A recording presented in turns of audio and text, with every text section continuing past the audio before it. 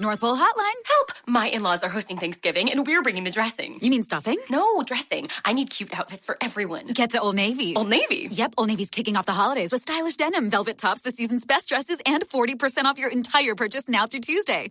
40% off? We'll be stuffing our shopping bags full. And don't forget colorful sweaters and amazing outerwear, too. You can even buy online and pick up in store for free. Ooh, I love an all-you-can-wear buffet. Holiday your heart out at Old Navy and OldNavy.com. Valid 11/18 to 11/20. Exclusions apply. See stores for details.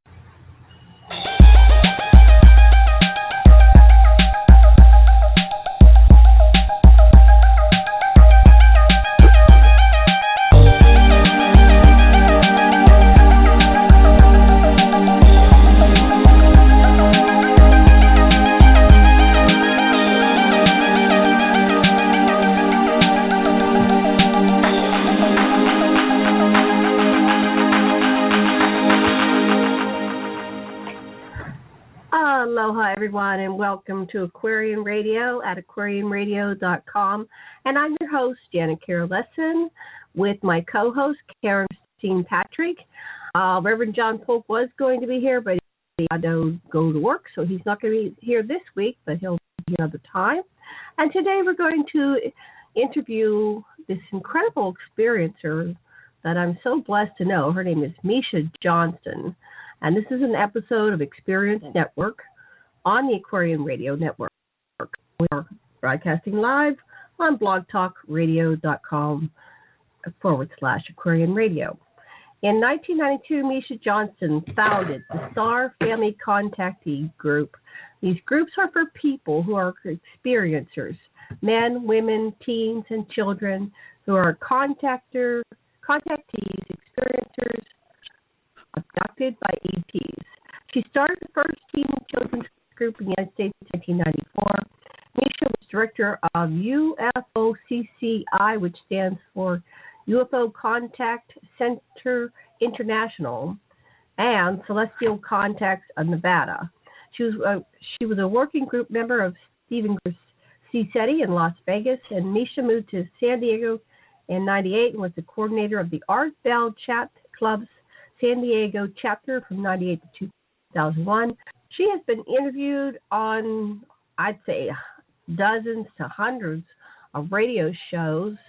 I've watched her, and she now has her own radio show on KCR Radio called Star Family Contactee. She Dreamland, and she's spoken at UFO conventions throughout California, Colorado, and Nevada. And she has done research with Melinda Leslie for MILAB Book until 2001.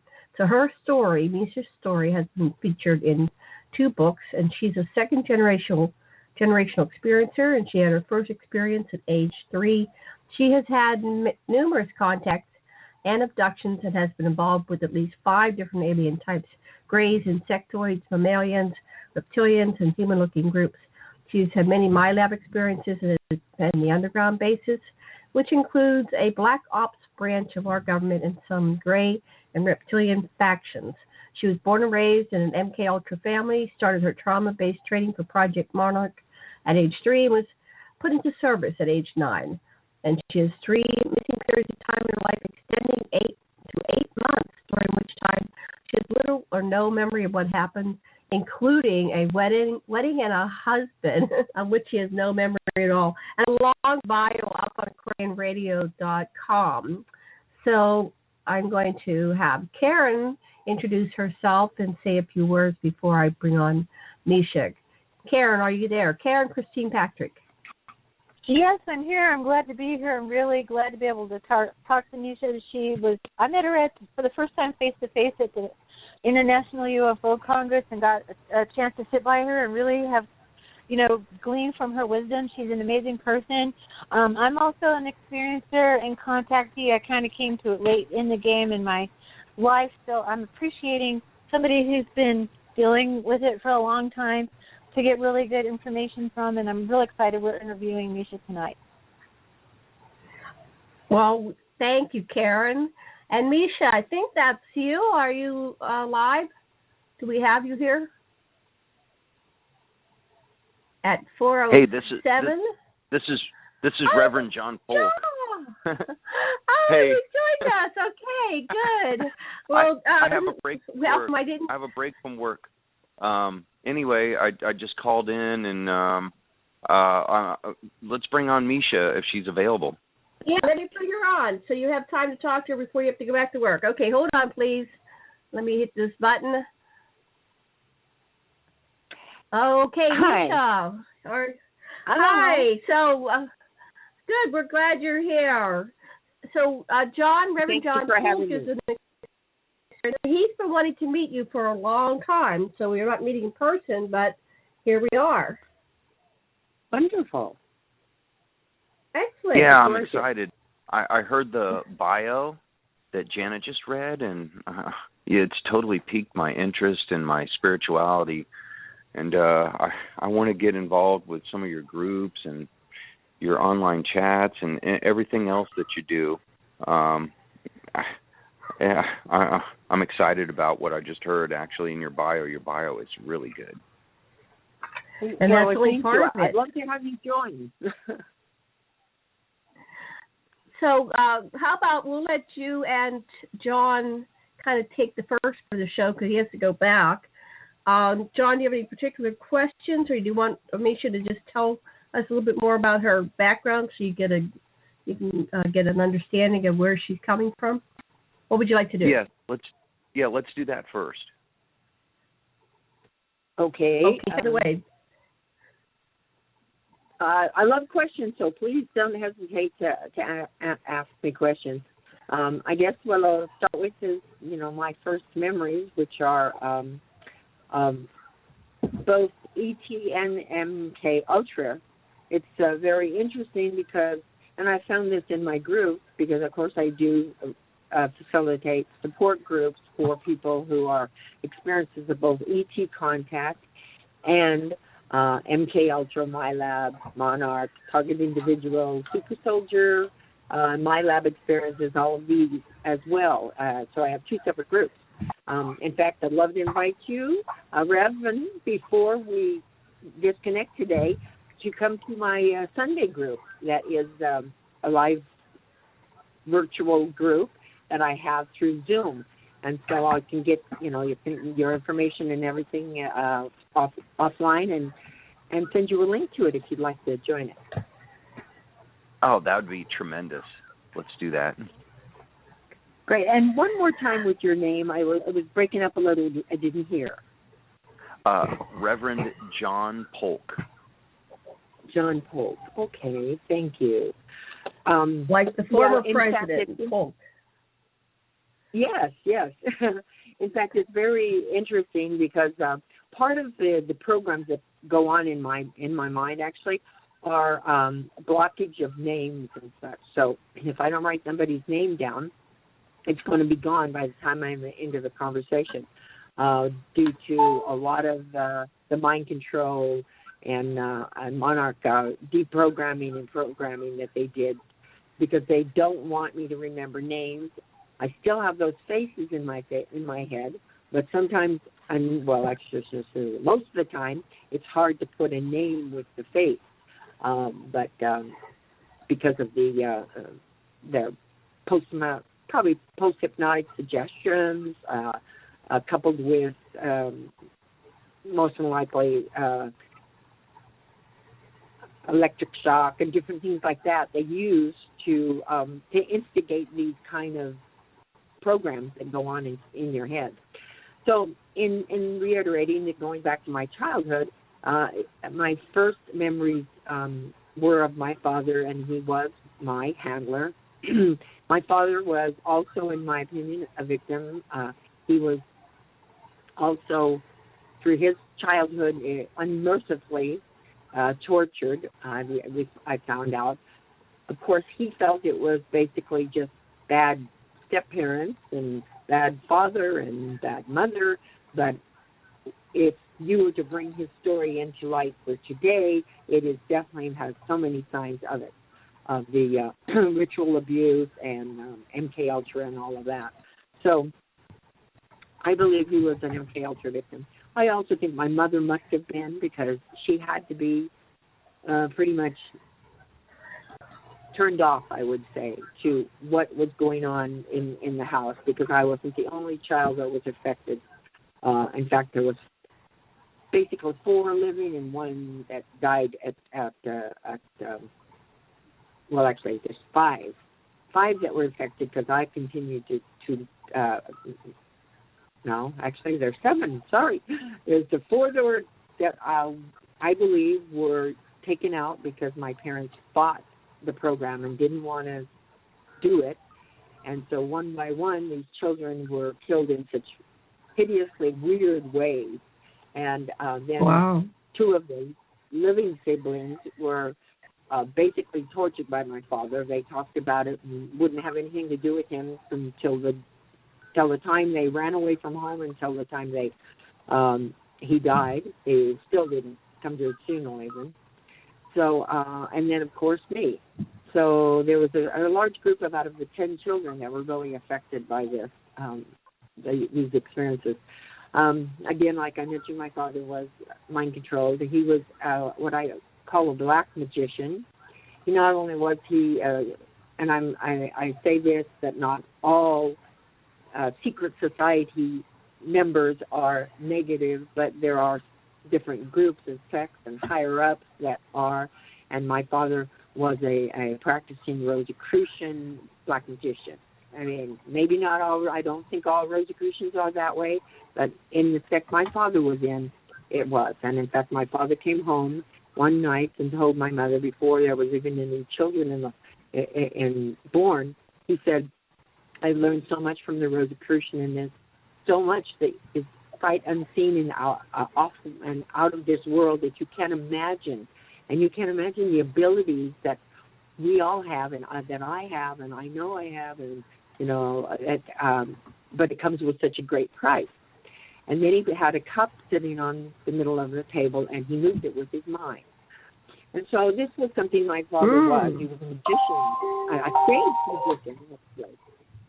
And as a stage magician, he would take the 2 siblings that had nothing else to do with him later in life, and 1 other sibling, and took them out on the road in this illusionist. It was called the Great Dr. Rigor and the Great London Ghost Show, and Dr. Rigor's Great London Ghost Show. And so it was very interesting, that the things and the stories I heard from the other siblings about things that happened. Now, back into my other experiences, I had ET contact that started at I believe, age 3. I believe the mind control thing started at 2, because since I actually wrote that bio, I have done a lot of work and therapy and research on everything, and I have found out that it indeed started at 2 or before. And so Miesha, can I ask you a question before we go? Oh, please. Miesha, can I ask you before we go into the abduction contactee part of your story? Can you explain to our listeners who may not be familiar with MK Ultra? What does that mean? What does it mean, MK Ultra person? Oh. Okay. Well, of course, Dr. Mengele, Dr. Green, Dr. Brown, all these different well-known scientists, paperclip scientists that came over from Germany after the Nazi, fall, and they were brought over here to America, and they continued with their research that they were doing in the concentration camps. And in the concentration camps, they were doing MK Ultra. They were doing things that would make people dissociate from to have alters. They were doing torture. They were doing all kinds of things through these people, and it was what they now are doing here, and it's MK Ultra. That's what it stands for, mind control. And it is all about the mind control, all about taking people and through trauma-based mind control, making them have amnesia, causing them to be work for them, basically, to do their bidding, your sleepers, your Manchurian candidates, many people like people that come up in these riot situations that all of a sudden you've got a very peaceful thing going on, with and then all of a sudden these people start coming in and instigating, and now you have this huge riot. Or you might have the people, in my opinion, the sleepers that walk into a theater and shoot up, and they don't even know why. Sirhan Sirhan was probably a Manchurian. This is part of their programming. So they mind control people. They start from very, very young, and to learn how to control them, for them to do whatever they want. And through dissociative disorder, and through the trauma base, they make these altars, and then they can access these altars at any time they want to do whatever they want them to do. Along with that, they use such drugs as scopolamine, which is a drug that actually I have had whistleblowers tell me that were, I don't remember what they call them, but they were the ones that picked us, the monarchs up, which I'll explain what a monarch is, and would take us to wherever we were supposed to go. And they said they gave scopolamine to us, either ingesting, giving it through a drink, or they could also give it through a shot. And so with the scopolamine, it is an actual, it makes you completely controllable. You have no will of your own. You will do anything they tell you to do. Anything they tell you to do, you cannot control it. You cannot stop it. And so, along with the programming. Now, say somebody who hadn't had mind control had scopolamine, it's a possibility it'd be different. But the guys said that we could make them do whatever we wanted to. And, of course, that's part of the training. So a monarch is someone who is a sex slave, and this is the program that I was put into. So from the childhood, then I had a lot of the trauma-based programming, and then I was put in at 9 years old to what they call service, which is child pornography and things like that. However, I don't know. I can't tell you that for sure. A psychic told me I was put into service, and then I had another psychic tell me that if they confirmed it, but I don't have memories of what went on at 9 years old. In fact, I don't have memories of my childhood at all. So, Yeah, that's one of the indicators. That's one of the indicators of that huge trauma, is that you don't have any memories of your childhood at all. So you blocked it. Everything got blocked, even the possible things, because the whole period of time was so painful. So that's something that, if you are willing, somewhere down the line, we could have Dr. Lesson work with you, because we've been having huge success with regressions, hypnotherapy regressions, even just long distance on Skype. It does work. So we're not limited now to people being in person. Sometime in if you want to, we could make that happen. I would love to. I mean, that would be great. I have reached some real good success with different kinds of methods, and one of them being regression, because I've had little flashes of things that would come up in memories, and then we took those and went into it, and that's how I found out that I actually even had dissociative disorder, was through a regression. Mm-hmm. Interesting. So then you had a period of conscious contacts, or were these things that you recovered later, or how did your contact unfold?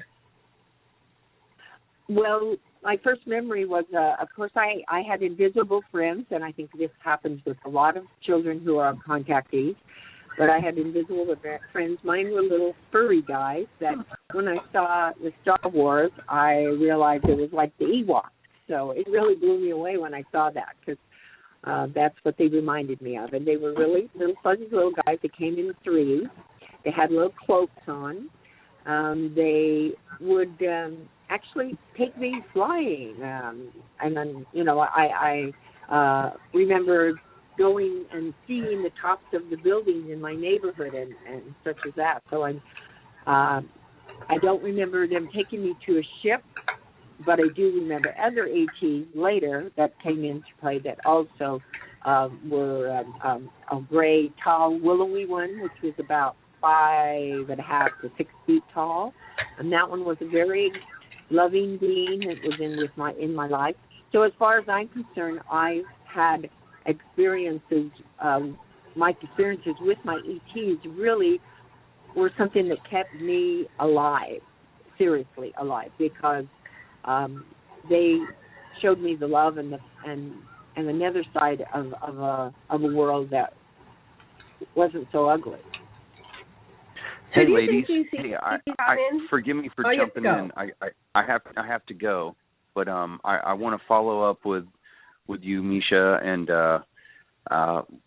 Janet. If you can help me connect with her, I'd appreciate it. I do have to go. I certainly will. Well, thanks for joining us during your break. I'm glad that I listened instead of talked, because I learned so much. I really did. So all right. I love all you ladies, and I know you'll have a great show, and we'll follow up soon. Okay? We'll see you later, John. Take care. All right. Well, thank you, John. See you tomorrow night. I look forward to talking with you soon. Yeah, I'll be on the show the next 2 nights. I'll see you then. Bye. Bye. Okay. Well, I have a burning question, and then we'll pass it to Karen. Since you mentioned that, and I've noticed this with other MILAB type contactees, it seems that there's like a program of extraterrestrials that come in and help these children that are in these horrendous programs. Is that something that you think is going on, Miesha? 100%. I truly believe it. In fact, my group today was a booming 14 people. We had a hard time getting everybody through. In fact, I added an extra hour to the group just so everybody could share. But within that group, there were several people who had ET experience, and you can see the MILAB experience along with the ET experiences, and these people are having these carrying ETs contacting them, and then, of course, right after that, you have a MILAB experience where these, sometimes they're mock ET experiences, and sometimes they'll actually... Sorry, I forgot to turn off my phone. Keep going. Okay. And actually they are mock experiences, and then also they are interfacing, and like they are an ET. They have the ability, the government factions of the government that are working with these ETs, of course, have all of the abilities that the other side with the positive ETs have. So they're using it against these people in one respect, and mind messing with their mind, and then you have your other ETs, kind of telling them, we love you. Basically, that's what they're there for, is to say, we love you, and this is your mission. You signed up for it. You wanted to be in this family, so to learn what you needed to learn. So I don't believe that we are like victims at all. I believe that I agreed to come to that particular family to have the most knowledge and learn the most from the most negative things. We do learn the most. And so I believe that I planned that, in a way, I guess you could say. Do you want me to go on? Oh, wonder if we lost her. Hey, Miesha, I'll ask a couple questions. Can you hear me? Well, we might have lost Janet. So what I wanted to, first of all, I really appreciated talking to you at the UFO Congress. You had that wonderful notebook that you carried around that had all the different alien species that people had met, and even drawings of little children. That I just thought that was really fascinating, and I appreciate so much what you're doing.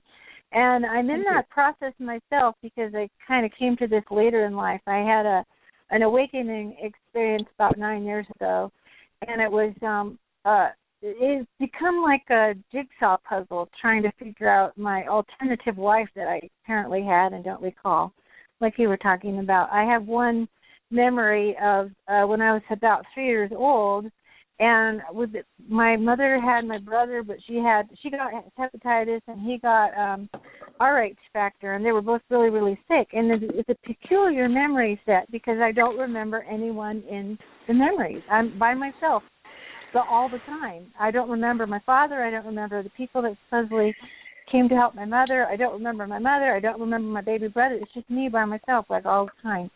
And it makes me wonder, like, what was going on that was traumatic beyond the fact that when my mother was sick, it's very strange. And then I recently, so I've been doing, being my own, working on my own case, right? I'm the expert of my own case, of figuring out. I found out that there was influence in my world from government, three-letter agency people, as well as, I think ET stuff. My belief system wasn't ready to deal with it until I was older.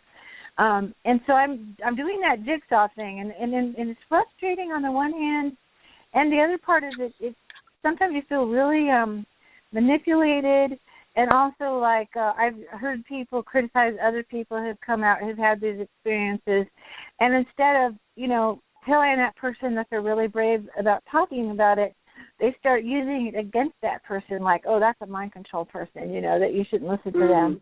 And I get really frustrated with that because whatever experiences that we're having, and one thing that got brought up to me by a relative is the idea that maybe my memories were false memories, and over time that really actually pissed me off pretty bad because it was like, even if that's true, I'm still having those experiences. There's still something I have to look at and integrate into my life in a healthy way.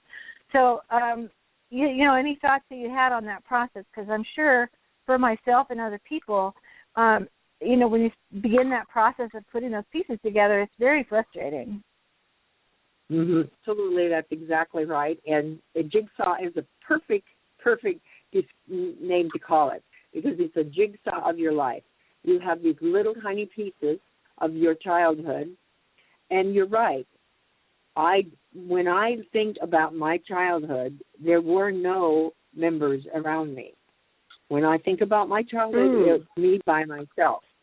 I think that's a really strong indicator that something was there, some trauma that's happened for sure for you that is blocked you completely with your childhood. And along with your, now you're talking about you're retrieving these thoughts, these memories and things like that, and along with them come, anger and upset, and, you don't understand why you have these thoughts without it doesn't make any sense. You can't put it together. You can't chronologically put your life together from this date to this date, and you can't understand why. I mean, like people will talk about they have memories of graduating from high school or the prom they went to or this and that. And I'm going, really? I got some pictures that I went to those things, but I have no memory of them. And it's very frustrating to look at those pictures and not remember that person in there. And I'm sure you have a same feeling that sometimes you look at a picture of yourself and it doesn't even feel like you. Yeah. Hi, I feel I'm that back. way when I look in the mirror. Hi. Yeah. Hi, I got booted from my own show. I was like, how am I going to get back on? So I finally got back on my own show here. So thanks for covering for the little gap in my reality. I just want to add, there were two comments that came to mind. When I was a very young girl, my mother, because she was my handler, and then she was so traumatized herself, she didn't know how to really connect with me very well. So, but I have some strong memories under 10 and 5 and the whole thing. And I think I remember I had them consciously, but I recovered more through ongoing therapy because I was very fortunate to marry my therapist. But there's one point where I kept having the puzzle, like, what's going on? Why am I alone all the time?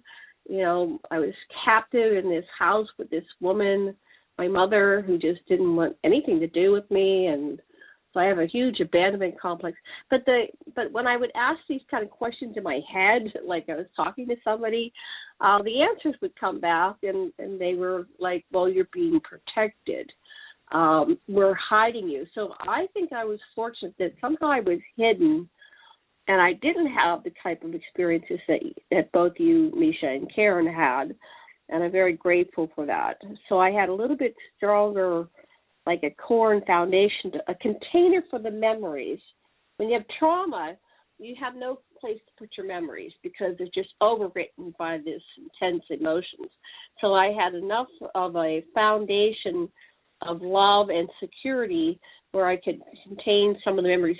But memories are confusing because you look at pictures of yourself in your childhood, and you wonder if you're remembering that because there was a picture taken. But one of the things I remember is that my mother took pictures of my trauma. Like there was a time where poisoned me, and she took a picture of me struggling for life. And I can remember like being in the body and opening my eyes, and like I was so sick. And I remember, looking into my mother's eyes when she came over to me. It's like, why did you poison me? Not saying it out loud, but just looking in her eyes and like asking that question, why did you poison me? But that whole thing, then I became afraid of my food, and I developed all kinds of food traumas, which I'm still kind of working over. It's like there's sometimes I just don't want to eat something because it's like, I don't know. It's just a residual from that time. So it's horrible in many ways, and yet I think it's far more common than we can ever imagine, that these parents of ours are doing these hideous things to their children, but it was done to them. And we've got many, many, many generations of this abuse system, which causes us to split and shatter and develop multiple subpersonalities. When I finally got into therapy, this is my final thing, and I'll pass it back to you guys. I went to Drs. Hal and Sidra Stone, and we did voice dialogue therapy. And they had a therapist that was just graduating from being, a student into one of their co-therapists, right? She had done a lot of training. And so she took me and she says, my, we have a changeling here. She's she called me a shapeshifter. And that was before I heard of David Icke. And what she meant by that was, every time she started to work with a subpersonality, if the question was too hard or I didn't have the information, I shifted to another subpersonality, and like in the blink of an eye, and that was the one that had the answer to was the question. And so in my first session, I had 39 subpersonalities. And she stopped. She said, that's all we can do right now. It blew her mind completely. Anyway, somebody else. Back to you, Miesha. Well, there is a possibility of having something like 1,400. I have the number here. They can actually split your alters and split your personalities into. I had a record here. 1,400 places, or two. Maybe it's even more. Maybe it's two. Maybe that's it. It's 2,197 because you take a Rubik's cube and she said that how you can see that how many personalities that they can split, and how there's just an unsurmountable of personalities that they can use and split. So they may have what we found. Several really important ones. They're the basis of the whole structure of the person, and they will access and use those. And the other ones will just lay completely dormant, most of their life. I mean, have you found that as well? Yeah, there could be a certain incident that will trigger a subpersonality. However, I've done extensive therapy. And in our therapy, we call it developing a a center, a conscious center, which can hold. It's like the orchestra leader of the subpersonalities, and we all have subpersonalities. You think of it in traditional psychology: a parent, adult, child. That's 3 separate subpersonalities. But there's all these variables on the theme. You have your inner child at 2 and your inner child at 15. They're different inner children. So we're all complex like that, and that's why you can have parts of you. I don't know if you've ever. Here's one. Have you ever slept with a boy and then later you go, "Why in the world did I do that?" Well, one of your subpersonalities was taking charge and said, "Yeah, that's a good idea," and the other one was saying, "Oh no, you don't want to do that." But the more dominant subpersonality took charge for that episode, and the next thing you know, so I had to protect myself from my own self sometimes, and I learned how to develop a strong core because of that, but I didn't know what I was doing at the time as a child. But as I grew through time and eventually got to a good, competent therapist, I've integrated and I have some more conscious awareness of my inner workings. But sometimes when I would do something that my child didn't like, and this other subpersonality would do the action, I would literally be on the floor in a puddle just sobbing the next day, like, why can't I control my own actions? Why can't I say no when I really want to say no? And my pleaser would just come forth and just say, whatever, so it's hard. But I started at 20 years ago now, so I'm pretty, well, as Barbara Lamb came over to me, she says, how are you walking? How are you functioning? After she saw my presentation at the Sacramento Experiencers Conference, she was just, because she knows psychology in and out, she goes, you shouldn't be here. You shouldn't be walking. You should be in an institution. And I said, well, that's because of Dr. Lesson. I would have been dead, basically, had I not. And that's why I know I have guides, and I have beings that love me, and they got me to the right person at the right time in my life. So, but I would have died about 15 years ago.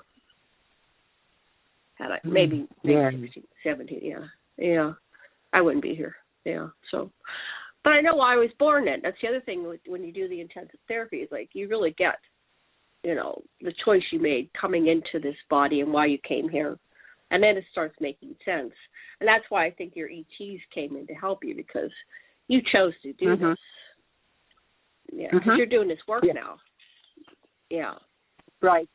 And I would imagine at some point or other, they knew, of course, that the ETs knew that they had to keep me alive, and they changed. The ETs changed from life area.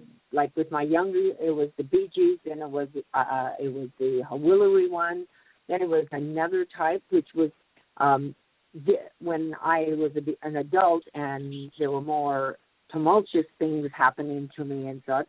Then it was a different type of ET that was sent in, and he was a very unlikely type, being the fact that a lot of the ritual ceremonies that a lot of people remember, including myself, have reptilians in them. However, I was sent a reptilian from off planet, who actually was protecting me. He would stop the abductions. He would stop the MILAB abductions.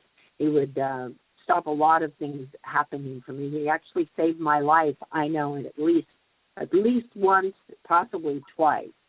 So I do believe that they are sent in to help us, or they can themselves. That's part of their mission as well, So I believe my mission was to learn a lot of these things in order to be a more understanding and capable facilitator for the groups that I now facilitate. Actually, I've been doing since '92, but that was more of the ET experience, and that they were all. But I shouldn't say that, because we still had some MILABs come in. But the whole thing about MK Ultra really I never felt safe to talk about it at all ever in my life until about 1999, Melinda Leslie. And that's when it started coming, more of the memories, because I could talk about it with Melinda and with others whistleblowers, with other people, I realized, what I had thought was just more crazy dream memories were not crazy dream memories. They were, the real thing, So that's when I started doing most of my work. How did you and Melinda Leslie meet? Melinda is a wonderful.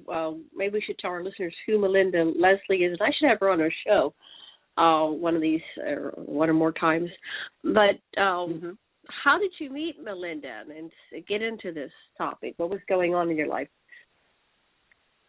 Well, Melinda will probably be able to tell you, but throughout this time I was still being accessed, so I don't have real concrete memories of any of my life because of these interruptions. And when they do take you, they will erase your memory. Well, if they erase, let's say they want to erase something that happened in a 7-hour period, they could care less if something that happened in, a 3-week period. They could care less if they took 3 weeks of your life. It doesn't matter to them. And so that's how my life is. And to tell you the truth, the only way I can remember about Melinda is she must have, because I was running a group, and she was running a group the same kind. It was the Art Bell Chat Club. I was doing mine in San Diego, and she was doing hers in Orange County.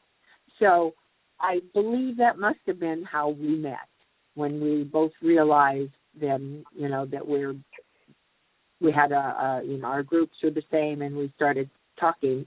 But to be honest with you, I cannot remember how the wonderful synchronicities came about that I got to meet Melinda. I don't remember, but that was about the right timing anyway. Melinda and I decided to join forces in trying to bring this whole thing out. And so we were researching a book that we ended up not getting a chance to write, but it is, the name of it was The Covert Military Harassment, Surveillance, Interrogation, and Mind Control in the Extraterrestrial Abduction Experience. So we wanted to explore the whole thing about the MILAB, how an experiencer who's had these really benevolent experiences will then be re-abducted by factions of our government, or let's say black ops, let's call it more than that. And then all these things that happen. So we interviewed all kinds of people, everything from experiencers who've had that to special forces to ex-military, and we were compiling for this book. And we then went on the Art Bell show, which was called Dreamland. Was it Dreamland? Yeah, Dreamland then. Well, it was just as he was leaving, and it was, and she'll remember the name because I can't think of what his name was. Sigel, somebody like that, was our host, because Art had already kind of moved out. I think he'd done his last show right after we got done or something like that, but he didn't interview us. Maybe he didn't want to, I don't know, because of so much turmoil that was going with him. But he didn't interview us, and we were on the show. And then 2 days after, while where Melinda was still with me at my house, and we were working on a convention we were going to be speaking at and the book and such, we were both abducted in the middle of the night. And it's a long story, so I will just say this, that we neither one remembered until some days later, after she'd gone home and after I had felt really weird, because we did not remember, other than the only thing that was weird, they were just not as careful as they thought they would, or they really wanted us to remember.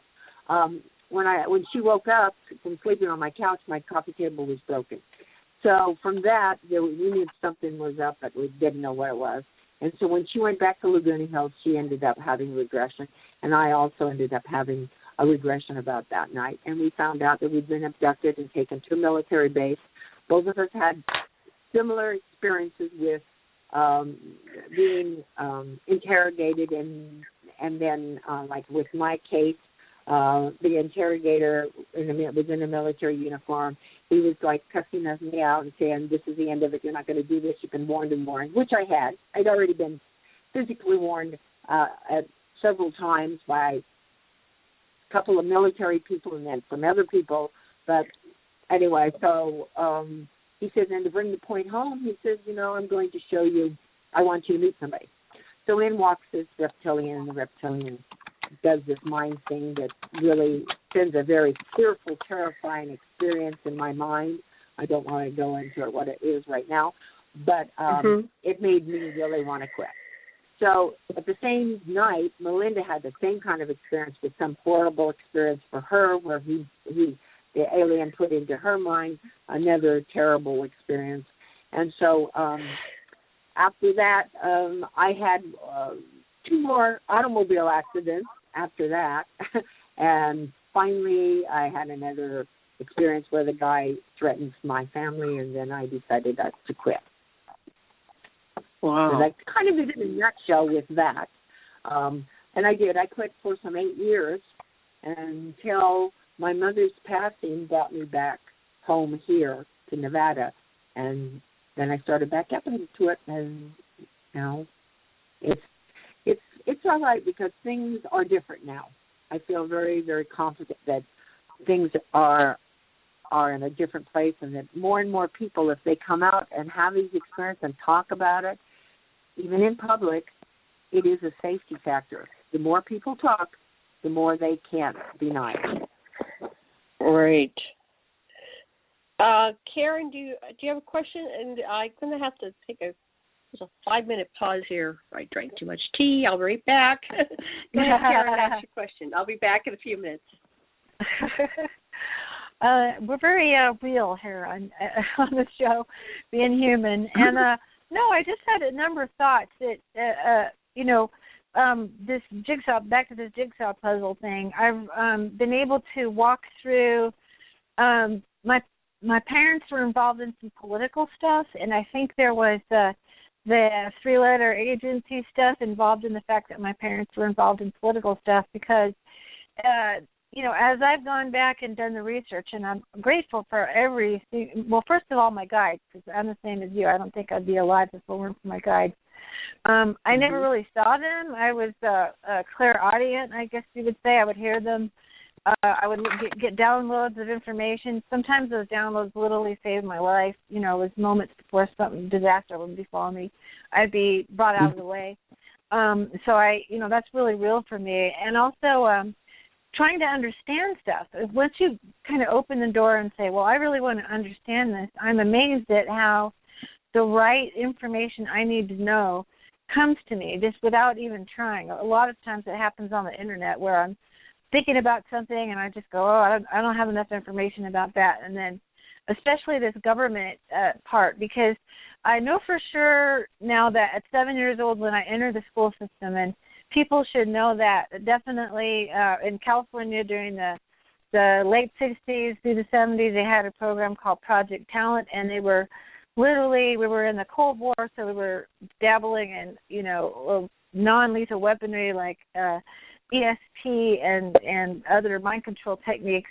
They were looking for psychic children in the public school system, and I was one of the ones that they were working on recruiting. And either they succeeded, and I don't remember, or I was brought out of that situation when we moved to a different location. It feels like things settled down considerably when we left California.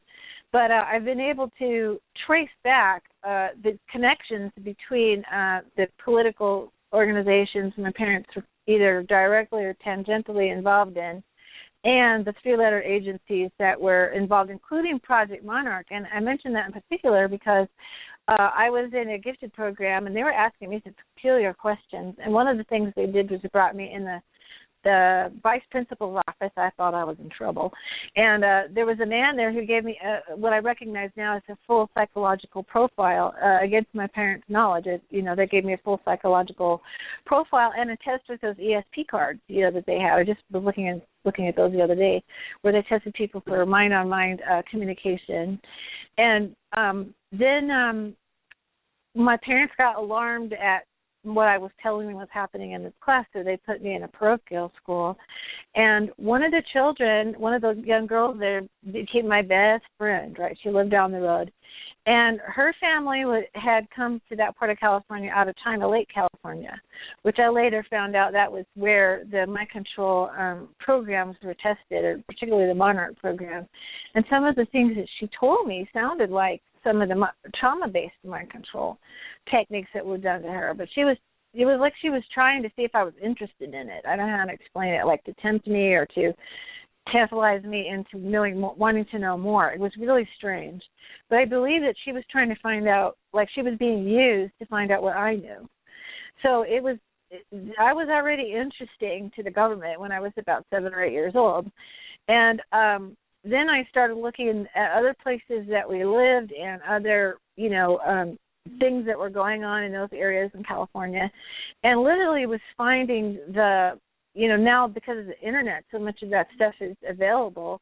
As you do, to find out what locales and places, like you were talking about being abducted to military bases, what military bases were involved in some of the stuff. And I'm shocked at how much was going on in my life, even when I was like between 3 and 8 years old. It was a lot more than I thought. And my guides were the ones that told me to look into this and to talk to my mother and get information and put the pieces together. But they seem to be so interested in children when they're so very young.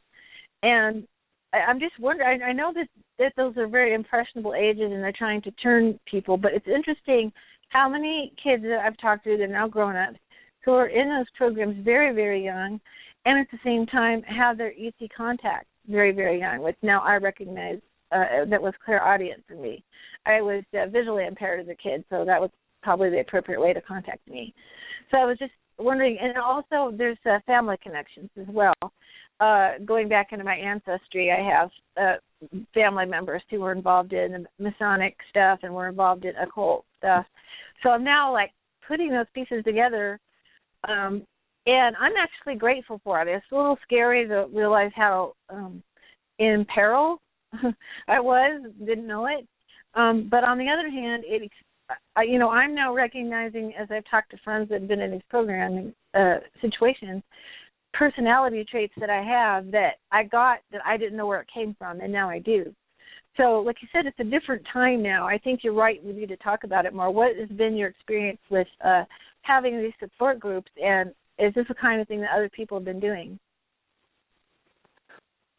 Well, I think I encourage people to have support groups. I encourage people to get buddy systems. I know some people in my group that are from European countries that now have, kind of moved in together, or at least living close to each other so that they can have the support. It's really, really important to have that support or the buddy system to share with each other your experience, and it helps you also have somebody to share, bring out memories, because the more you talk about it, the more you remember. Because I don't believe, yes, I do believe they erased our memories, but I think that somewhere in there lies some of the memory left. So it's really good to have a buddy system to help you with that. It's interesting that you should talk about the 60s, and, the late 60s were a very, very important time. In fact, that is when I was taken on my first conscious monarch, where I was totally physically taken, because it was in early 1968. Yeah, early 1968. It was like probably January, and it's a very long story, so I'm just going to cut it down to a man came into my life as a complete stranger. Basically, he came into where I was at college, which I was not attending college, but I was at the college cafeteria for some reason, and I guess with friends, but that's all blank. That's all really foggy to me too. But he said to me to all of us that he's going to have a sleep program, and We didn't get paid for it, and all we do is we track your dreams and watch you while you're sleeping, and that's it. So that was the last memory I had for 8 entire months. Wow. The next memory I have is I'm on a bus coming back from Seattle, which I had no memory of being. I looked down at this bus. I looked down at I get in my purse. I looked at this bus ticket, and there's this name. My last name is not my last name. It's another name. And I have no memory of ever having this name or this person. And then I had this program click onto my head that said, "Oh, you were married to Charlie, but he wanted to go back to medical school, so he's divorcing you and sent you home." Period. That was it. That was the only memory I had of this man. Oh, and then also one other memory. You were sick. You had a brain disease, and actually it was called encephalitis, and you were quarantined. So that's why that's why I have no other memories. I was quarantined, but not for 8 months. There's no possible way. And so then I get home, and my parents pick me up at the bus, and then I proceed to ask them, what in the world happened? I don't know anything. And they said, well, you sent us a notice sometime in February, or I'm not, they didn't tell me when it was, but for me to have a February wedding announcement with this man, Charlie, they'd never met, and that I was going to be married to him. So my announcement, I think they got the call sometime in January for the February announcement. I ended up getting married in February. Can't tell you what the date is right now because I don't have the marriage certificate in front of me. But anyway, I was married, and I have no memory of the marriage. I walked down an aisle. I had a wedding dress on. I had to come to my wedding because she said that my husband, or my soon-to-be husband, I should say, she wouldn't come because she said he was a satanic monster. She'd had an encounter with him and I, which I don't remember anything about any ceremony or ritual ceremony in our house or anything while I was babysitting her child. Nothing. I don't remember anything. And then my father refused to walk me down the aisle because they hated him. And the next morning he took me to Seattle. And that was when, I was in the Monarch program, and I was a sex slave. And I did find out through a lot of therapy since then what had happened. And they did this. I know they did this to other women. I have been searching high and low for other women with the same kind of story. Do you have a period of missing time? Do you have a period of marriage that you didn't know? Do you have any kind of thing like that that's happened to you? Because I want to talk to you. I really, really do need to talk to you. So I'm always looking for somebody else who's experienced this crazy making thing that happened to me. If you've seen the show Eyes Wide Shut, it is a movie about ritual abuse and satanic kind of ritual stuff. Well, it's when I saw it, I was just absolutely blown away because that's exactly what happened, except in my memory, we were in a bus. There were some young men from ages 12 to 14. There was young women my age, 18, 19. And we were taken to this, we were taken to this big mansion kind of house. The gates were there. When the gates opened, we pulled in, the bus pulled into the back, and we were let out and taken up the back way for party favors. Now, I found out now since then that party favors is a word that is used in the Monarch programming, which I did not know about. And then I also found out recently from a whistleblower that another thing I had, which was a memory 8 months, about 6 months later, and then another 8 months missing. That was in 2019. Not 2019. Not 2019. And a little dyslexia. 1969 to 1970, I had another missing time where It was kind of like a Manchurian Candidate. I answered the phone. That was the last thing I remembered. Again, I was taken for Monarch programming and use and stuff like that. But that's when I also remember being taken to Bohemian Grove. There's just so many things that I'm looking for people who have these memories. Were they in San Francisco in 1968 to 1969? Were they, this riddle is so crazy. In 1969 and 1970 was San Francisco. In 1968 to 1969, that was Seattle. I'm looking for people that have those memories, and it's a crazy making thing. You feel like I was living in the Bay Area in those years, and I was a kid being put through this gifted program where they were knocking us out during our nap time. That was one of the things they were doing, was doing a guided imagery. And you're supposed to have your milk and cookies and take your nap in your kindergarten or whatever. And they were doing guided imagery and putting us totally out. And then the next thing I remember, I'm walking home. I don't remember what happened from the nap time till I was let out of school and we're just a few blocks away, and I was walking home. So I had some of those kinds of experiences. I asked an insider person that I met what was going on, and he said, that sounds like the Palo Alto boys, and I didn't know what he meant, and I looked it up and found out that in Palo Alto was a Stanford Research Institute, and they were doing an awful lot of studies in mind control. That was like a mind control central kind of place. That whole area was, the Bay Area was a tremendous amount of mind control studies being done, or the research facilities were in that area. And so, I was there. I was a kid, but I was going through it through the school system. And then that observation of our family and me and my brother continued after we were put in parochial school. And all of that, we were not allowed to answer the phone because we started getting death threats on the phone. And all of that quieted down after we left California, but I call it Spook Central.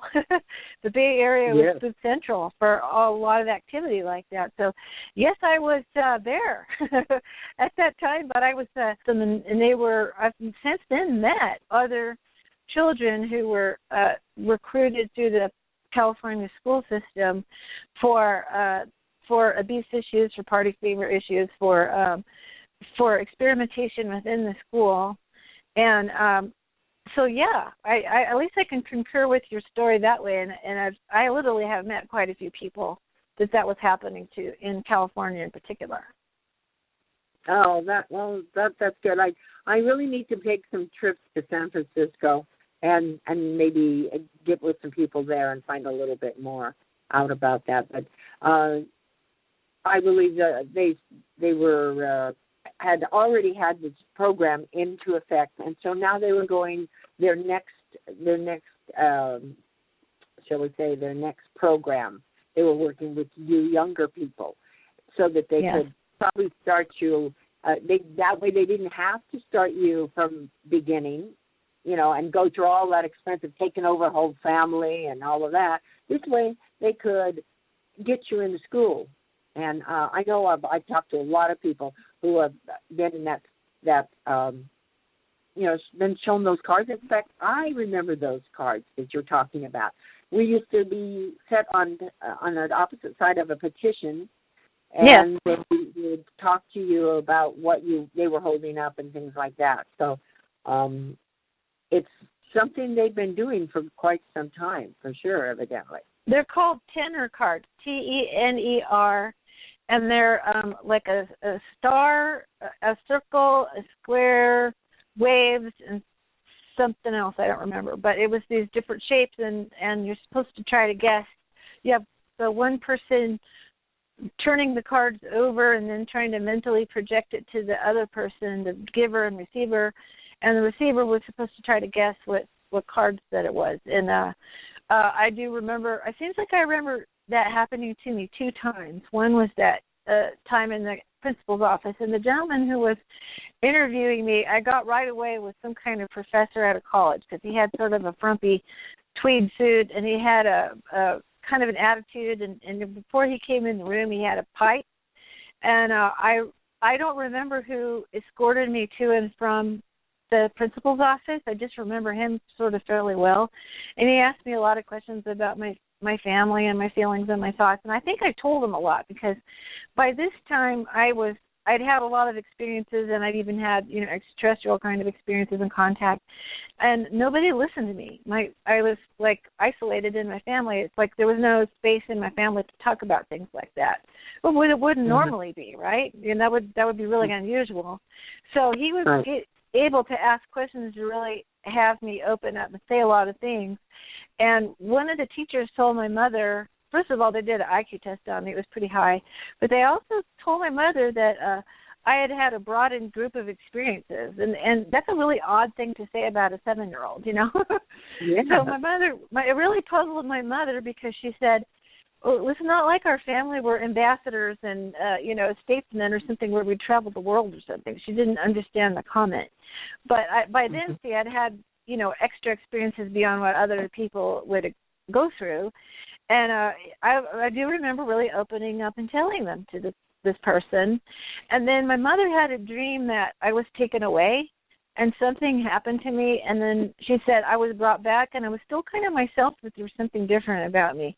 I was a lot quieter and close to the vest. And that's exactly what happened to me. I stopped. I realized I was freaking out the grown-ups with what I was saying. So I just shut up.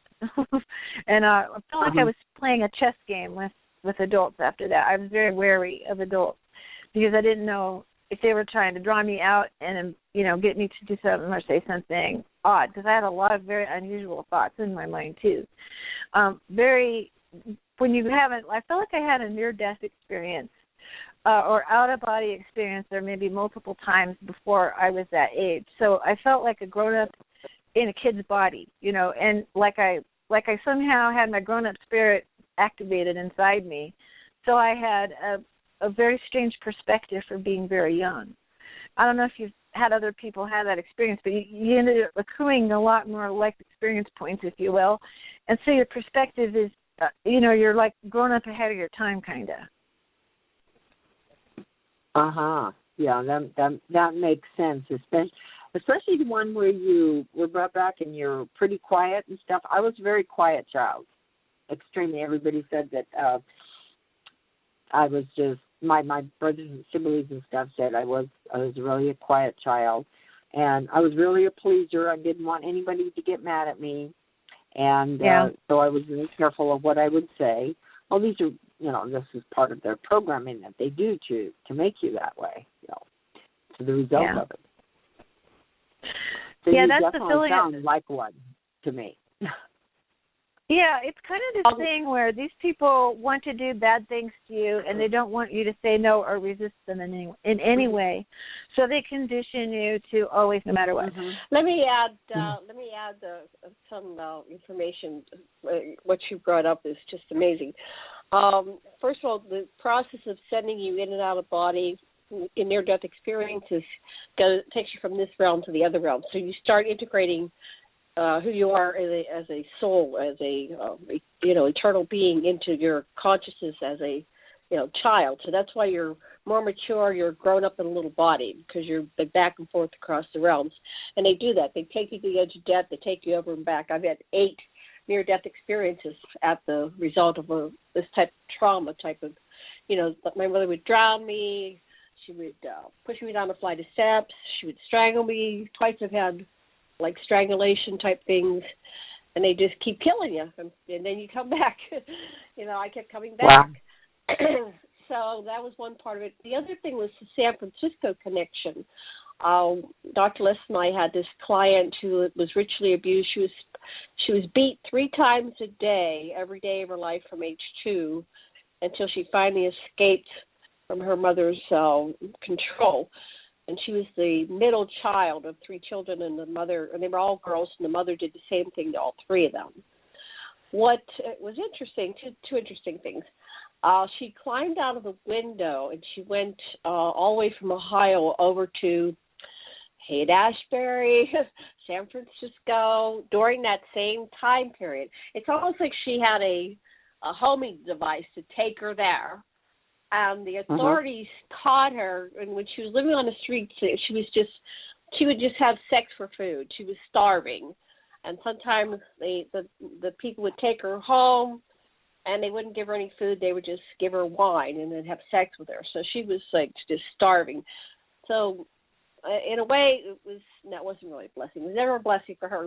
But she was taken back to Ohio, had a big trial, tried to become independent from her mother, and the courts ended up giving her back to her mother. So I don't know how she finally got away. She finally escaped again, and she never saw any members of her family ever again. So what did you want to say? There was something else I wanted to add. Okay, it was that, the San Francisco thing. I'll think of it later if I do. But back to you, Miesha. Oh, okay. Well, I find this really interesting to hear you wait. stories. I just remembered it. Just hold your thought. I just remembered it. Hold on. In hypnosis, she went to her life right before she was part of Mengelay's group. And the reason why she was suffering is because she had brought the mind control stuff to America in her previous incarnation. So she was paying for her whatever she had done before, and now she was on the receiving end of it. Oh, yeah. Okay. Yeah, she was one of the guards at the camp. She worked with Mengelay. She escaped, and anyway, I can't remember the whole story. Just that she was part of Mengelay's system of mind control and experimentation on humans in the concentration camps. She was one of his men. And then she died. She came back as a beautiful, blonde-haired, very sweet, blue-eyed lady who was, but she had been, richly abused since the moment she was born, basically. Well, that makes sense. That gives a reason why. Not to say everybody who's mind control did something before, but she got it. She knew. She ended up killing herself about 2 weeks before her 46th birthday. Yeah, she's no longer with us. She could not resolve the inner conflicts, and so she ended up killing herself in a ritual. She ritually killed herself too. Anyway, the images still haunt me because I was there. I went to help her husband, with my husband, to help her husband who had to deal with her body and everything. So it was high satanic ritual sacrifice. Are you sure that she was sacrificed herself, or that she wasn't sacrificed? Yes, because her husband. You're sure she sacrificed herself? Well, there could have been interdimensionals because she picked a fight with him. He was running around, and then she had nails, and she nailed every window and every door shut, so he couldn't get in. She planned it. She picked the fight, kicked him out. She had a whole, she had pill bottles she'd lined up. But she said that Maitreya was wanting her to come to him on the other side. She said he was calling her. So some demonic forces were telling her to kill herself. And then she kept talking about her suicide. She was telling everybody, I'm going to kill myself. And she was telling her husband about Maitreya. And before she killed herself, and he'd say, come on, you're not ever going to do it. Come on. They should have taken her into, custody and done something. But I was no longer involved with her life then. I didn't find this out until after she killed herself. But she told her husband that you have to push me you have to cremate me, and you have to push me into the fire and say, Jenna Lynn, go into the light. I mean, she planned this down to every detail. It was just, it just was out of this world. It was just way beyond anything. And it's like, and then it goes on. She came to me after she was dead, and she tried to take Sasha. She came to me and another friend of mine lived on the other side of the island. We both saw what was going on in the in-between realm. And finally, I had to, third day, she was just every time I closed my eyes, she came and she whooshed me right in the face. She would come up to my face and blow my face and go, and wake me up like 100 times.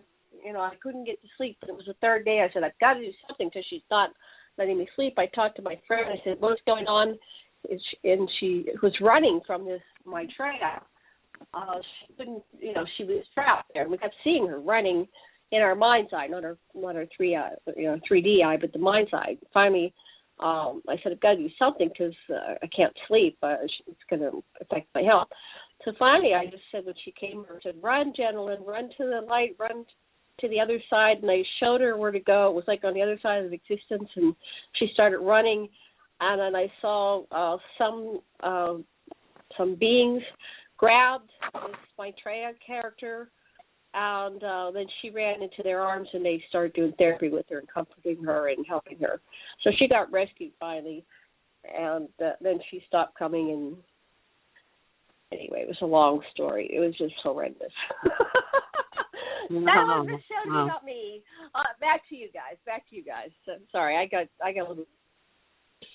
It's horrible dealing with it. It's really horrible the things that are going on this planet. Yeah. Yeah, it causes severe PTSD, dissociative disorder. I know people in my group that are, struggling with all of these things, and it's very, very hard when you have been had these things happen to you to come to grips with it. Some people can't do it. I've had some people in my groups who have suicides as well, and several have tried. But let me also reiterate a very important fact here is part of these suicides are driven by mind control. And they're in the program, they actually have a place and a time that I found mine through regression that it came up that a kill switch is what it was called. And there were several of those kill switches. And they're set to go off at different times of people's lives. And so if you come to that point, and there's a couple of them, if you get to a point where you start remembering and you want to get into it and understand what's going on and find out more information, there's one of them. There's your first one. That's a suicide program that comes into play. And so people will have these unbelievable feelings about that there's nothing left and that they need to do suicide. Then there's another one where it's more to do with the memories and stuff, but it's more a little bit later on in life. And then when you get to a certain age, it passes.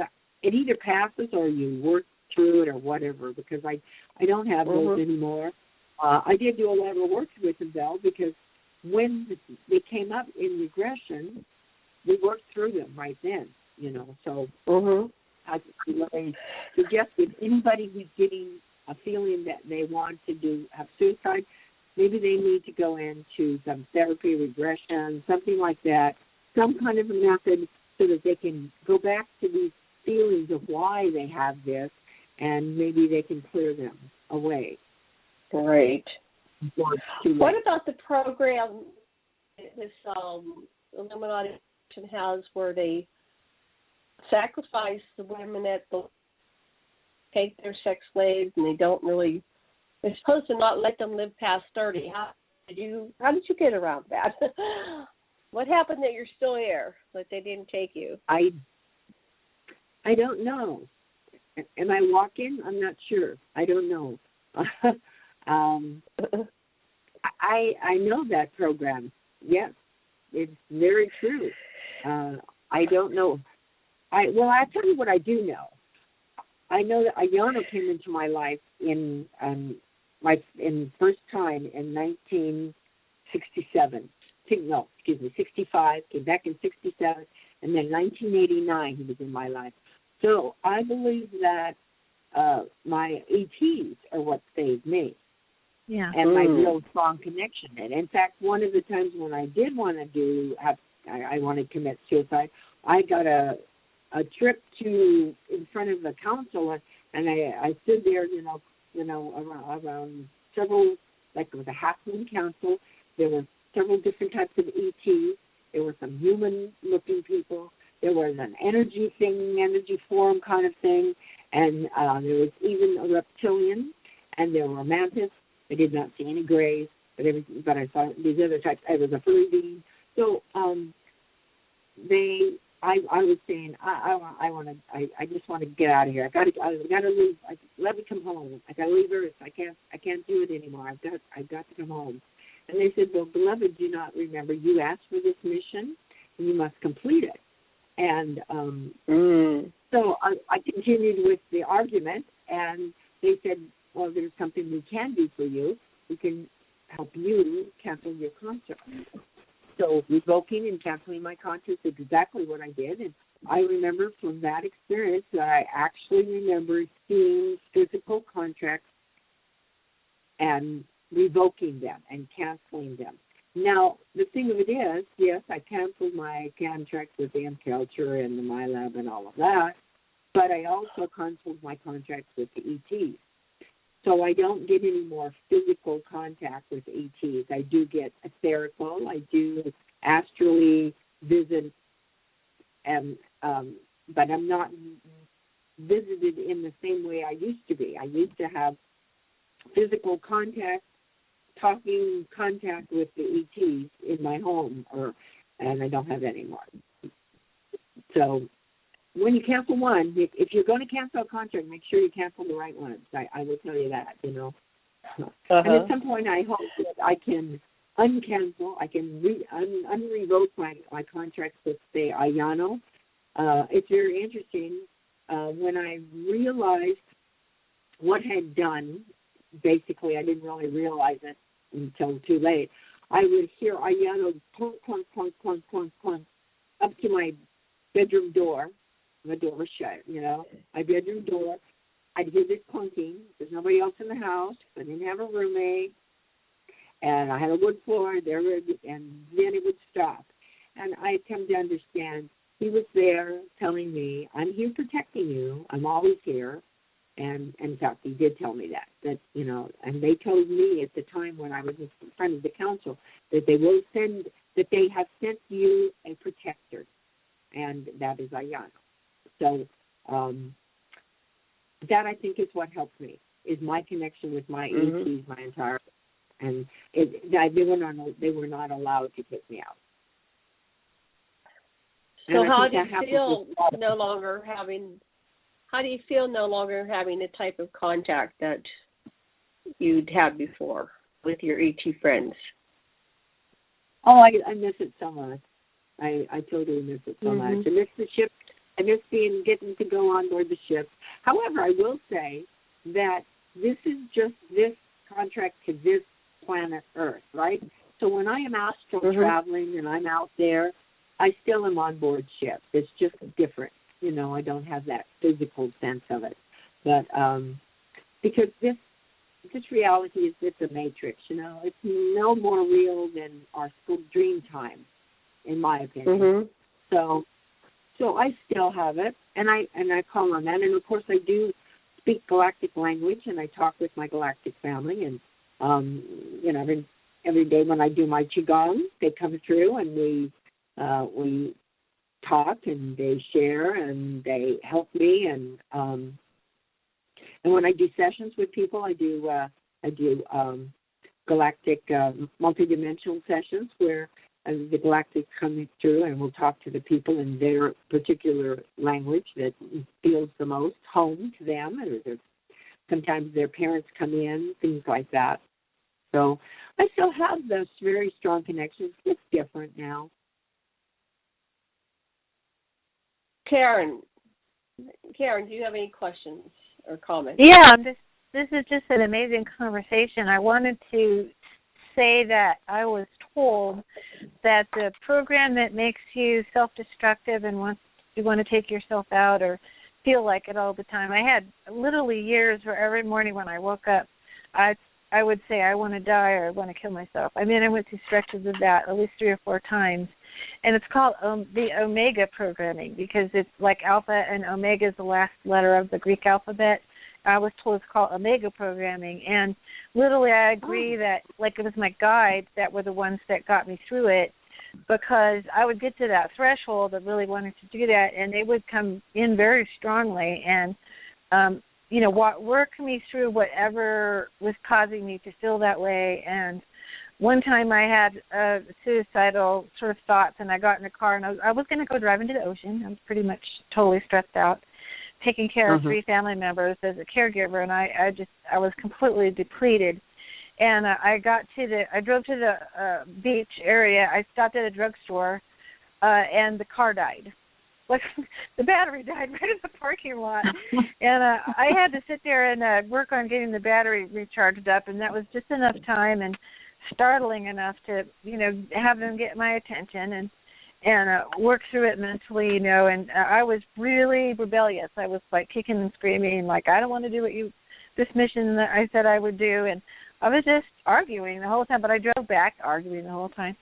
And it was, they literally talked me through, like talking someone off a ledge or something, talked me through those experiences until I could get, strong enough to recognize, first of all, where I wasn't giving myself good self-care, my thing was that constantly being used as a caregiver and not compensated for it or not given a break.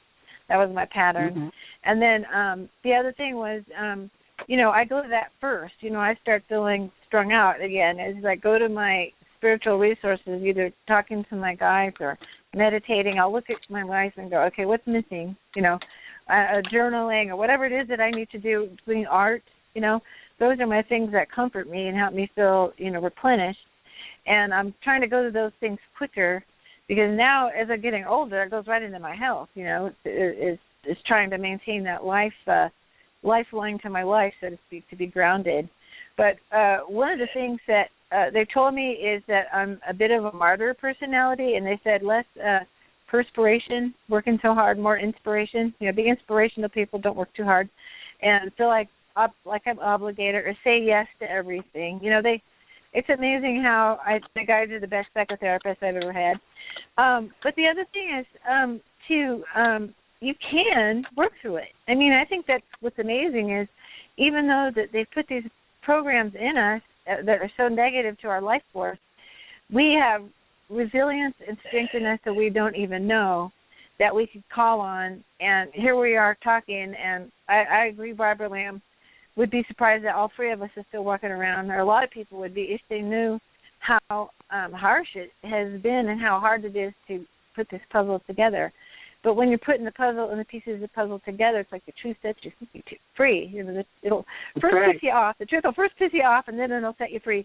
So yeah, and it is this discussion. It's talking about these very strange things that most of my family doesn't know about what has happened to me. Friends, whatnot, don't know what happened to me. But I'm talking about it now. I'm talking about it on the radio, and every day. I feel stronger because I'm going in there and I'm looking at it and realizing that I'm stronger than that. I have inner reserves of strength I didn't know I had. So, yes, I appreciate you guys, you befriending both of you and watching you do your path because it's very encouraging to me and I'm sure to other people. Well, thank you. Well, thank you, and I commend you for what you've done. Thank you. Well, Meisha, I think we're all strong ladies. Yeah. Well, we have to be. It takes a lot to do these shows, and I invite people to, challenge yourself a little bit and stretch the edges. But if you do come on the show, give yourself some space to integrate and, forgive yourself and have an emotional reaction. Because I know when I first started doing these shows, my voice would shake and I'd be all nervous. It's like, well, what is this nervousness about? It's just a radio show. But, it's coming out of the closet.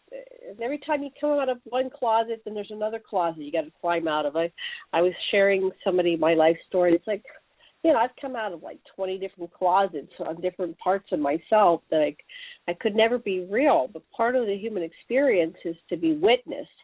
And if you're not witnessed in your authentic self, you're never known. And if you're never known, you're never truly loved. They only love your facade or the person you're presenting. But if you can finally be accepted, witnessed, and loved for who you truly are, that is the healing for each person individually and collectively. And that's the vision that I hold, is that, hopefully before the end of my life, that most of humanity can come out of the closets, all their various closets, and be who they really are. That's why I've always supported people that are way outside of the box, starting with Star Trek. We were the weird nerds, on through life. We have about a half an hour left, and I do want to end on a positive note. I appreciate that we were able to go into this deep, dark, cathartic space. But, there's an upside to all this. And so perhaps, Miesha, you could lead us down the road to the positive effects of alien contact in your life as an experiencer. Well, there's just so many to name. I believe that it's changed my life absolutely for the better. And as I said, with my groups, it helps me be more understanding facilitator. I am currently working on a project called Thrive at My Education here in Las Vegas.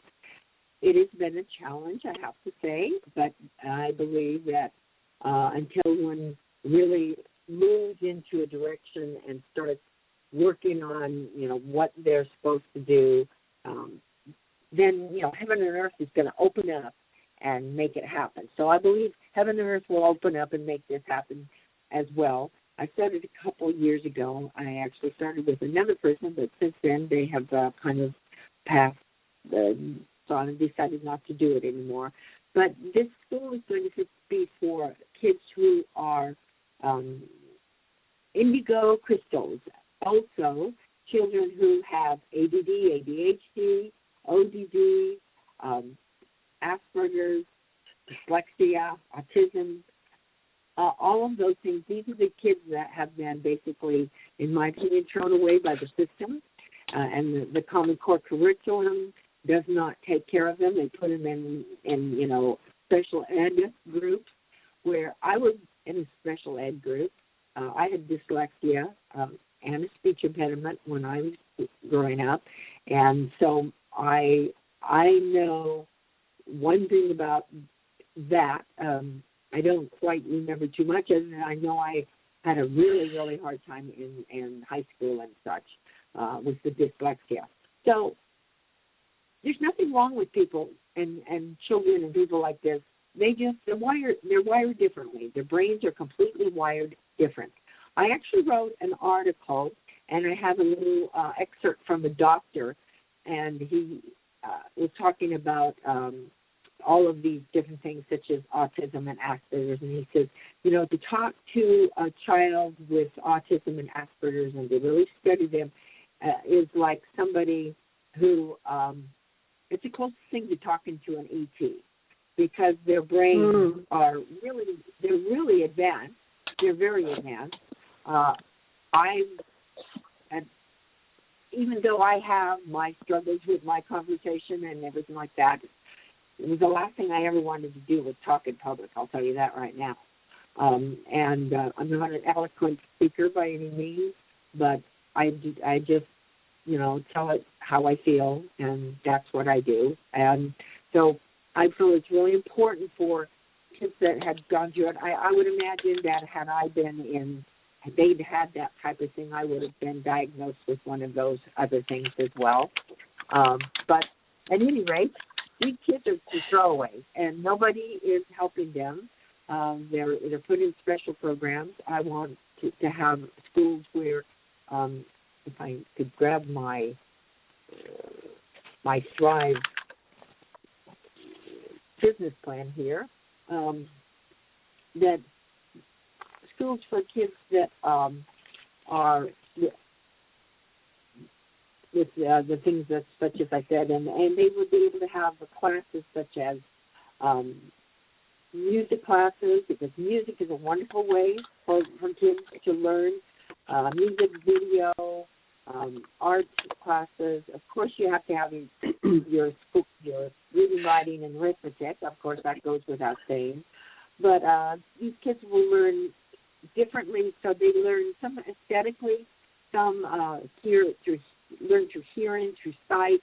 So there's so many different ways that they learn, and I think it's really important that there be schools that will provide that for them. However, what we have run into is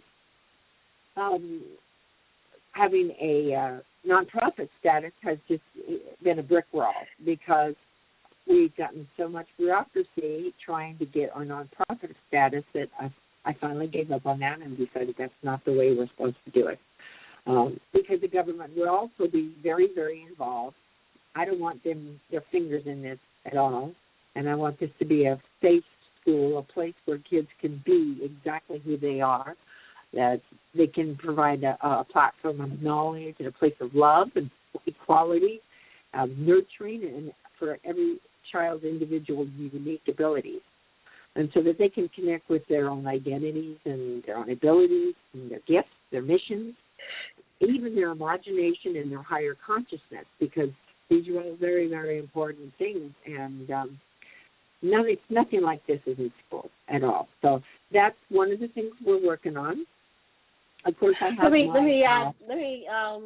pause you right there for just a moment. So remember where you are. I happened upon a YouTube dealing with the autistic children with Asperger's, and they have a genetic correlation with autism and Asperger's, and these idiot savants, extreme savants, and they're really, if they can be in the proper educational and socialization program, they are geniuses, and they are the hope of humanity for the future. So this, so I copied upon it. I don't want to say too much, but my husband was one of those children. He was born in 1940. So when I look back at his life and what his parents were trying to do to deal with this kid that was extreme genius. So in the UK, you might want to, I'll look for it again, but in the UK, they actually are taking these children out of regular schools and putting them in special schools and giving them special attention. And what is happening is they're getting these geniuses, like these concert pianists and violinists and singers and mathematicians and, scientists. They're nurturing them, and instead of them being backwards and getting more and more deeper into themselves, and they go inward. If they're not given the proper education and encouragement, and their education is more like, what's your interest? Wind them up and let them go, right? You can't harness these kids. They're not meant to be boxed in like our traditional educational system. You've got to find out what their interests are, open the door and provide them what they need, and then they socialize within their own little world. They're like little ETs, right? So they socialize there in that world, and then they begin to have friends. Otherwise, they don't know how to make friends. So you've got to provide not just the educational opportunities, but the opportunities for them to connect. Every human being needs a connection with someone else. So they're not connecting with their parents, because their parents are like other beings. They're extraterrestrials. They're not their same type of extraterrestrial being. They're like, they can't relate to their parents. So there they have these kids that are in the same realm, and it's really working. So maybe you can find that, or I'll look for it, and you can use that as part of your inspiration, because they're making it happen. I was just blown away. And I've actually used some of the things to deal with as an adult married to one of these children. God bless his mother and father having to deal with him, but now as an adult married, what do I do to cope with this? And I'm learning some things from studying this phenomenon, which could be extraterrestrial. It could be some kind of quickening. It very well could be. Well, on my mission statement, I actually will read part of it to you. It says, the charges in my education in Nevada will be a school for allowing learning to happen naturally, allow learning to happen at each child's individual pace. We will have strategies and methods designed to cater to the unique learning style of each child and their own interests and, what we perceive as not teachers but more facilitators. And classes that would not be first, second, third, fourth grade, not at all.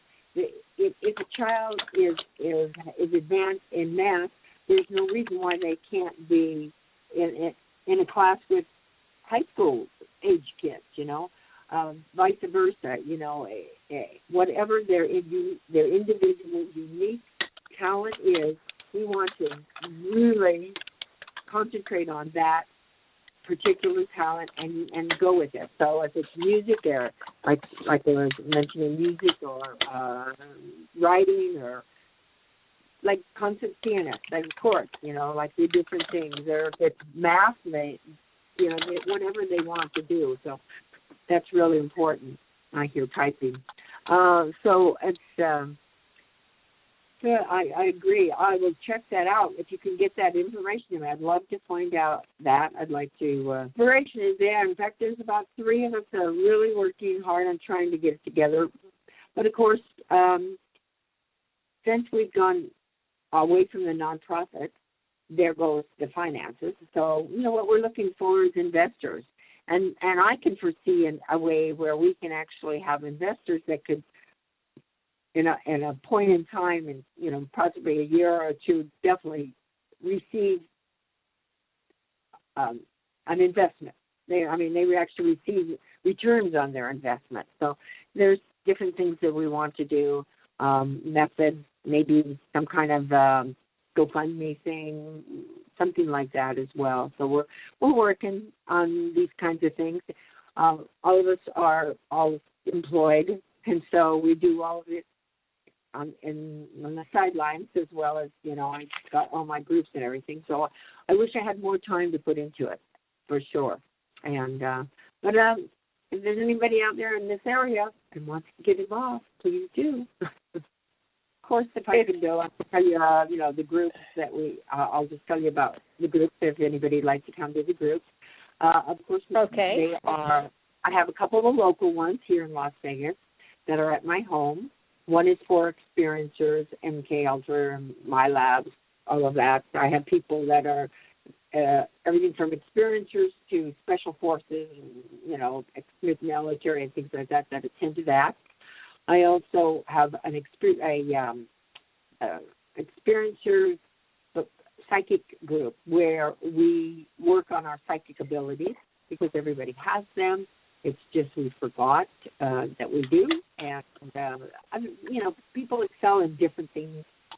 So some people might be very good psychically in seeing. Others might be very good and intuitively and things like that. So we do everything from telepathy, channeling, remote viewing,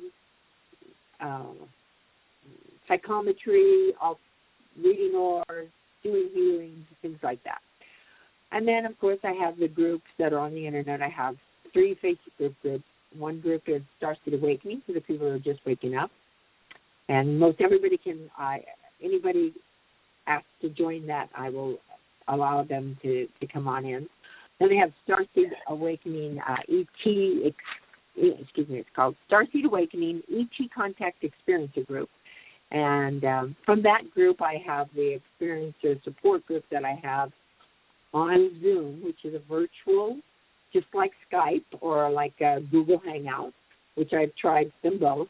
So this one is Zoom, and it's a private one that I can keep a little bit more privacy and control and anonymity to it.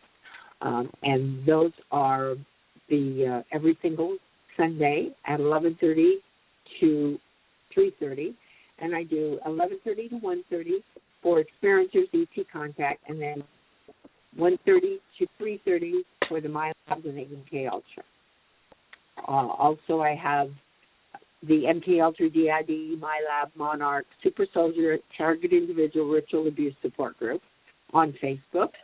And from that group, I have every Thursday I have a group for the MPLs and CID in my lab, and all of them. Everybody comes, and everybody can come. Like, for instance, I had a group today, and we had like 14 people come. It was very interesting because we had this total gamut. We had ritual abuse and first generational, monarchs like myself. Then there were also some, I would say, second generational monarchs, third generational monarchs. There were psychotronic targeted people. There are people who are been tortured within the ritual abuse, and like another MK Ultra project. We touch on all of this, and it is all so important that you do not isolate yourself. That if these things are happening to you, that you contact either myself or Janet, or if you don't contact us, contact someone to help you get out of the isolation of it, because that's how they keep you under control, is by keeping you isolated. Let me see. Any other thing? Well, I do art exhibits. I should say that. I'm not an artist, but I do have all these beautiful art pictures from all the people in my experiences group from 1992 to now. I do art exhibits at the library of all these people's artwork, and so that's really fun. We enjoy it. And then we have Do you have any of that on your? Do you have a website, and do you have any of those pictures on your website? I do. Yeah, starseedawakening.org. And so they can just go to starseedawakening.org, and they can also go to all my radio shows. I have my radio show is Starseed Awakening on KCOR to do radio, and that is every Saturday from 12 to 2. So they can come in and listen to them live, or you can go onto my website, and I've got everything I've ever been interviewed, every show, every video, as for myself, also all the people that have been on my radio shows. I've got 3 or 4 of my shows with you and Dr. Sasha on there as well. Yes, we love interviewing you. Yeah, you've been my guest several and vice times. versa. Well, that's a lovely site. I'm on your site. Very nice. I tried to get all of my shows, but I know I've missed many. Sometimes I just can't get the link and get it up there in time for the next thing. But if you've got them all, congratulations. That's exciting that you have them all. I have a great deal, but not all. I love this picture. Well, I don't have all the ones if I was on somebody's show and they didn't give it to me, then I don't have that one. But I do have the ones that I've done, because I do have a YouTube channel that they can go on. It's called Starseed Awakening, and they can go to my YouTube channel that way as well. They can reach me by email at starmeisha99@yahoo.com. And I think that kind of covers everything that I'm doing. I live a very happy life, and I'm very happy with what I'm doing. It's my mission, but it's also my absolute honor to be able to help people and facilitate these groups for people. It means everything to me. Well, I feel very blessed to know you. It's been such an honor meeting you and working with you, and every time we have a chance, I like hanging out with you. But we get to hang out a couple times a year. So here's your schedule of your shows. That's wonderful. You have all the links. I recommend people go over to starseedawakening.org and take a couple hours out of your life now and again and listen to her shows. She does a very good job. Very good job. Let's see. Well, I also have a couple of my stories on there as well. Just little, because I am writing a book. So these are just, I say, a couple of chapters here and there on the website that they can read more in detail about my experience as well if they'd like to. And I'd love to hear from them very, very much. I encourage them to send me now, I don't often go to this email. I go there about 4 times a week. I don't go every single day. But I do, and I do go to my website all the time. So if they send me a message through the website, if they can contact me through the website, that's my best way to know to contact me and get to talk. Excellent. Well, we're running out of time. Karen, do you have any final questions or comments?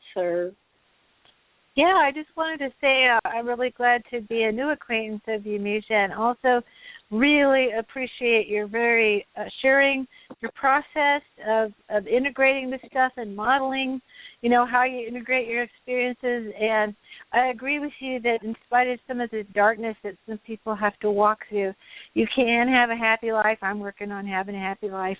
And you can, find out who you are and find out what your mission is. And it really is a big uplift when you really connect to that deep part of who you are past all the trauma. So thank you for that. Thank you. Thank you so much. Thank you so much. And, I'd love to have you come to Greer so that, you can share with other people. I had a gal contact me from my website last night via my phone, actually. And I think I have my phone on there even. I'm not really, I think I do. But she contacted me, and from there, after our conversation last night, she joined the group and today, and she found and met up with other people. So now some people her age, some people that have a little more time to be able to chat and visit. She's got her about 4 new buddies now that she can. So if you're out there and you're alone, please come to the group. You're going to meet other people. Even if you don't go along with, my experience is totally weird to you, it's different or anything like that. There's people in the group that are having similar experiences probably to you. So come and join the group. I can't say that enough to be out of isolation and everything.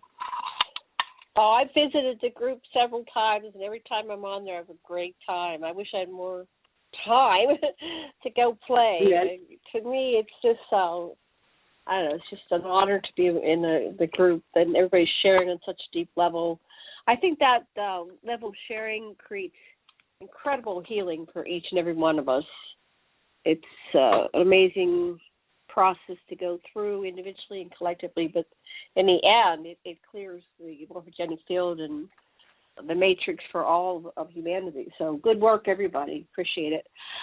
Miesha, if you could send me some of those links that you have, I'll add them to your page, to your bio page that I have on my website. I know I was Googling for your bio, and my previous Grey and Radio bios are coming up, so I want to update those for you so that can be a resource for you as well. Somehow, the longer something's been on the Internet, the higher it goes up in the search engine. So they've been there a pretty long time, a couple years now. All right, well, I think that's it. One last time, what is your website? The primary one was called StarSeedawakening.org. Oh, I'm sorry, what? And there's links to on StarSeedawakening.org. Do you have the links for all your groups on Facebook and how they can contact you? That's all there, right?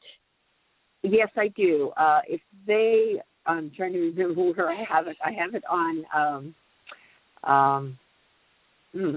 I can't even get over to my website right now for this crazy thing. There it is. Okay. If they go on Facebook, can they find you? Let me just try this. If you're on Facebook.com and you just put in Miesha Johnston, will it bring up all your groups? And Miesha is not on spelled. Facebook. I don't. Miesha, and it's JOHNFTON. And if they go on StarSeedawakening.org, that site will take them to all of the other ones because I have a couple of links. I believe it's on my second I think it could either be on the home or the second page there. I'm on phone here, and so I'm not getting over to my website for some reason.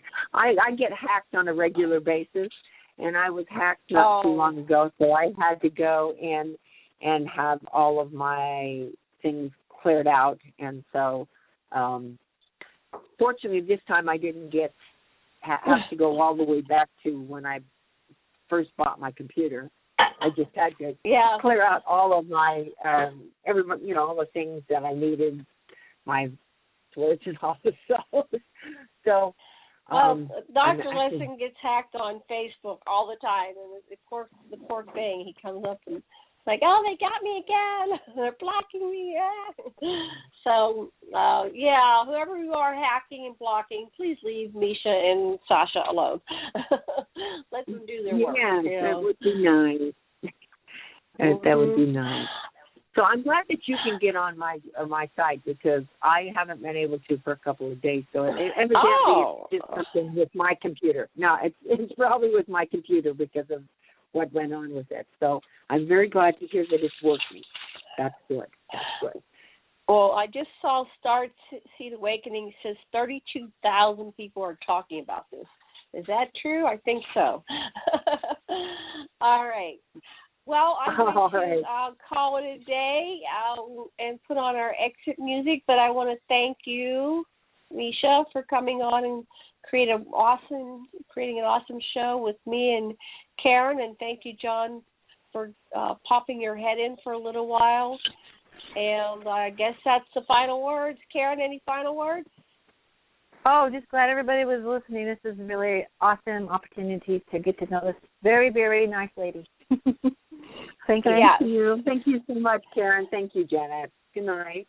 Thank you so much. Much love and blessings, and aloha, everybody. Thanks for joining us. See you tomorrow.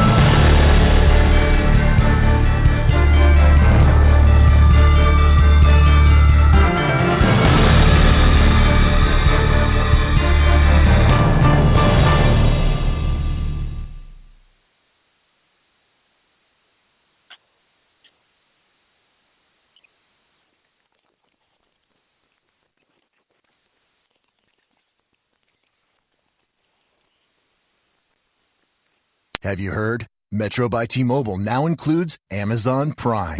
Yes, enjoy the best of shopping and entertainment, movies, TV shows, music, free shipping, and much more. All included for just $40 per line for 3 lines. All on the T-Mobile network. Discover the smarter way. Metro by T-Mobile.